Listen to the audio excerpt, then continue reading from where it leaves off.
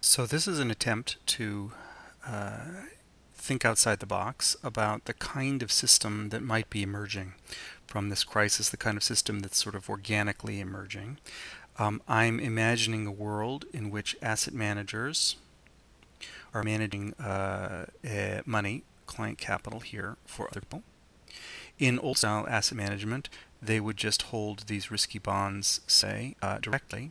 In new style asset management, they get the same exposure, the same risk exposure instead by having derivative positions here and holding money substitutes, deposit substitutes here.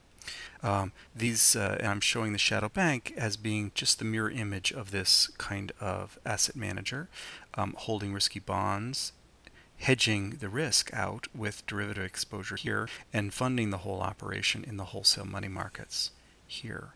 Now, if the shadow bank and the asset manager were doing business with each other, you could see that these things sort of are parallel here.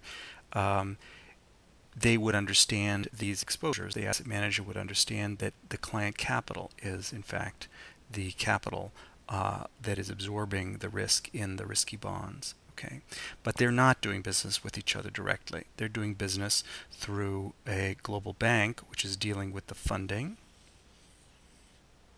here and here, and they're dealing with a derivative dealer that is dealing with the derivative exposures here and here. And so they cannot see the exposures to one another directly, and the liquidity problems happen because of this inability to see the linkages in the system.